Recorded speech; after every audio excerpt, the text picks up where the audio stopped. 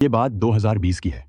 राजस्थान में एक जगह आमेर यहीं पर 22 वर्षीय रेशमा का परिवार रहता था। 19 जनवरी की सुबह करीब 10:30 बजे रेशमा अपने पति अय्याज अंसारी अहमद के साथ स्कूटी पर घर से निकली। लेकिन इसके बाद वो कभी वापस नहीं लौटी। घर वालों ने उसे कई बार फोन किया, लेकिन उसका मोबाइल लगातार स्विच ऑफ आ रहा था। शुरुआत में परिवार वालों ने सोचा कि शायद किसी काम से रुक गई होगी, लेकिन जब रात हो गई और वो फिर भी नहीं आई तो सबको चिंता होने लगी। घर वालों को समझ नहीं आ रहा था कि रेशमा अपने 2 महीने के छोटे बच्चे को अकेला छोड़कर आखिर कहाँ चली गई। सब परेशान थे। जब परिवार ने उसके पति अयाज से पूछा तो उसने भी कोई ठीक से जवाब नहीं दिया, जिससे शक और बढ़ गया। बेटी के यूं अचानक गायब हो जाने से रेशमा के माँ बाप का दिल बैठ गया। घबराए परिवार वालों ने हर जगह उसकी तलाश शुरू कर दी, लेकिन उसका कोई पता नहीं चल रहा था। रेशमा के दोस्तों और रिश्तेदारों से भी पूछताछ की गई, लेकिन कोई उसकी खबर नहीं दे पाया। पूरा परिवार चिंता में डूबा था। 20 घंटे बीत गए, लेकिन रेशमा उर्फ नैना का कोई पता नहीं चला।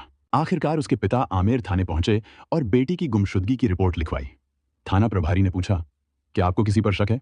तो रेशमा के पिता ने सीधे उसके पति अयाज पर उंगली उठा दी, क्योंकि रेशमा आखिरी बार उसी के साथ निकली थी। मामला पौष इलाके के एक प्रतिष्ठित परिवार से जुड़ा था, इसलिए थाना प्रभारी ने तुरंत एक्शन लेते हुए रेशमा की तलाश के लिए पुलिस की टीमें बना दी। चूंकि रेशमा के पिता को उसके पति अय्याज अंसारी पर शक था, तो पुलिस ने सबसे पहले अय्याज को ही थाने बुलाया। अय्याज ने बताया, रेशमा सुबह 10:30 बजे से रात 9 बजे तक मेरे साथ थी, लेकिन उसके बाद वह कहीं चली गई। पुलिस को उसकी बात पर यकीन नहीं हुआ, क्योंकि अगर रेशमा इतनी देर तक उसके साथ थी तो फिर अचानक कहाँ गायब हो गई। अय्याज ने पुलिस को भरोसा दिलाने की कोशिश की कि वह खुद भी रेशमा को लेकर परेशान है और उसकी तलाश कर रहा है। उसकी बात सुनकर पुलिस ने उसे घर भेज दिया, लेकिन अपने स्तर पर रेशमा की तलाश जारी रखी।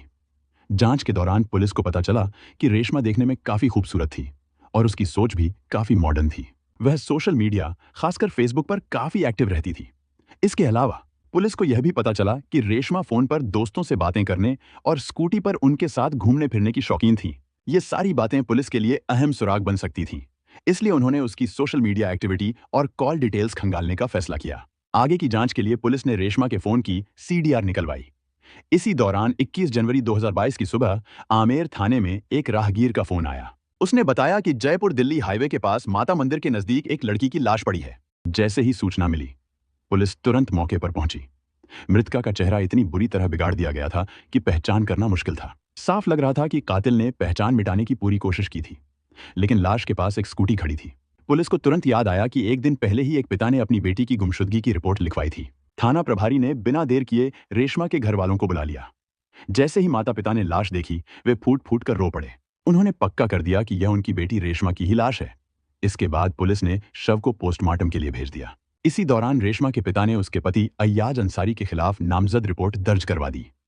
उनका साफ कहना था कि उनकी बेटी की हत्या अय्याज ने ही की है। जैसे ही यह खबर मीडिया में पहुंची, रेशमा के फॉलोअर्स सकते में आ गए। सोशल मीडिया पर लोगों ने जमकर अपनी प्रतिक्रियाएं देनी शुरू कर दी।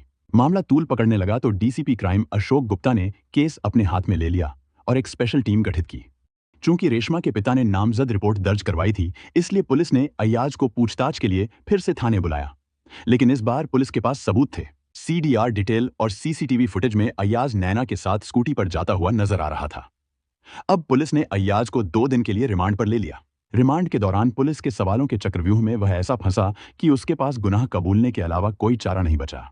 अय्याज ने आगे बताया कि वह अपने परिवार के साथ जयपुर के धारगेट सराय मोहल्ला में रहता है और एक फाइनेंस कंपनी में काम करता है। वह खुद भी फेसबुक पर काफी एक्टिव था। एक दिन फेसबुक स्क्रॉल करते हुए उसकी नजर नैना उर्फ रेशमा की प्रोफाइल पर पड़ी। पहली ही नजर में वह उसे पसंद करने लगा। बिना देर किए उसने फ्रेंड रिक्वेस्ट भेज दी और नैना ने भी उसकी रिक्वेस्ट एक्सेप्ट कर ली। नैना और अय्याज की बातें अब फोन तक ही नहीं रुकी। दोनों मिलने भी लगे। मुलाकातें बढ़ी तो दिल भी करीब आ गए। अब दोनों शादी करना चाहते थे, लेकिन धर्म अलग होने की वजह से उन्हें लग रहा था कि घर वाले कभी इस रिश्ते को मंजूर नहीं करेंगे। इसलिए उन्होंने फैसला कर लिया कि घर से भागकर निकाह कर लेंगे। अक्टूबर 2017 में नैना घर छोड़कर अय्याज के पास आ गई। उसने अपना धर्म बदल लिया और अब वह नैना से रेशमा बन गई। पहले दोनों ने मंदिर में शादी की, फिर निकाह भी कर लिया। शादी के बाद वे गाजियाबाद में रहने चले गए और अपनी नई जिंदगी शुरू कर दी।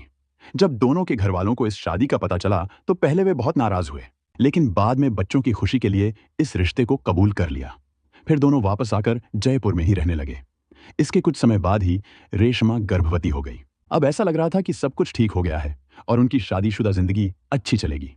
लेकिन असली कहानी तो अब शुरू होनी थी। जिस फेसबुक ने अय्याज और रेशमा को मिलाया था, अब वही उनकी जिंदगी में जहर घोल रहा था। अय्याज को यह बिल्कुल पसंद नहीं था कि रेशमा फेसबुक चलाए और दोस्तों से बात करे। उसने कई बार उसे समझाने की कोशिश की, लेकिन रेशमा ने साफ कह दिया कि वह फेसबुक छोड़ने वाली नहीं है। रेशमा ने दो फेसबुक आईडी बना रखी थी और दिन भर हेडफोन लगाकर दोस्तों से बातें करती रहती थी। यह सब देख अय्याज के मन में शक घर करने लगा। उसे लगने लगा कि जिस तरह फेसबुक के जरिए उनका अफेयर शुरू हुआ था, कहीं उसी तरह रेशमा की जिंदगी में कोई और ना आ गया हो। इसी बीच रेशमा ने एक बेटे को जन्म दिया, लेकिन उसका फेसबुक का चक्कर फिर भी नहीं छूटा। अय्याज को गुस्सा आने लगा। दोनों के बीच रोज लड़ाई होने लगी। एक दिन गुस्से में आकर अय्याज ने उसे मारपीट तक कर दी। इसके बाद रेशमा गुस्से में अय्याज का घर छोड़कर अपने मायके चली गई। अय्याज को यह बात इतनी नागवार गुजरी कि उसने ठान लिया कि अब रेशमा को मारना ही है। उसने एक खतरनाक प्लान बनाया और 19 जनवरी 2020 को रेशमा को फोन किया। नाटक करते हुए बोला, मुझे अपनी गलती का एहसास हो गया है, मैं बहुत शर्मिंदा हूं, अब कभी ऐसा नहीं करूंगा। रेशमा भी उसकी बातों में आ गई। अय्याज ने मिलने का बहाना बनाया। रेशमा मान गई। फिर अय्याज उसके घर आया और दोनों स्कूटी से उसके घर चले गए। वहां दोनों ने पहले शराब पी, फिर घूमने के लिए निकल पड़े। रास्ते में अय्याज ने स्कूटी रोक दी और बोला, मैं माता के मंदिर जाना चाहता हूं। पहले तो रेशमा ने मना किया, लेकिन अय्याज के बार बार कहने पर वह मान गई। दोनों पैदल ही मंदिर की तरफ बढ़ रहे थे कि रेशमा फिर से फोन पर किसी से बातें करने लगी। यह देखकर अय्याज का खून खौल उठा। पहले तो उसने गुस्से में रेशमा का फोन छीनकर दूर फेंक दिया। रात का समय था। रेशमा घबराकर फोन ढूंढने लगी। इसी मौके का फायदा उठाकर अय्याज ने पीछे से उसका गला दबा दिया। रेशमा ने बचने की बहुत कोशिश की, लेकिन कुछ ही देर में उसकी सांसें थम गईं। अब अय्याज घबरा गया। उसने सोचा कि कहीं कोई उसे पहचान न ले, इसलिए उसने पास पड़े पत्थर से रेशमा का चेहरा कुचल दिया। फिर वह वहां से भाग निकला, लेकिन आखिर पुलिस के हाथों उसका सच सामने आ ही गया। अय्याज के कबूलनामे के बाद पुलिस ने उसे कोर्ट में पेश किया। अब वह जयपुर की सेंट्रल जेल में बंद है और केस कोर्ट में चल रहा है। रेशमा को जल्दबाजी में घर छोड़ने फैसला नहीं करना चाहिए था। प्यार में ऐसे बड़े फैसले सोच समझकर लेने चाहिए। सोशल मीडिया की लत छोड़कर अपने रिश्ते पर ध्यान देना चाहिए था। यह समझना जरूरी था कि शादी के बाद पारिवारिक जीवन की प्राथमिकता बदल जाती है। शादी से पहले अय्याज के स्वभाव और सोच को अच्छे से समझ लेना चाहिए था।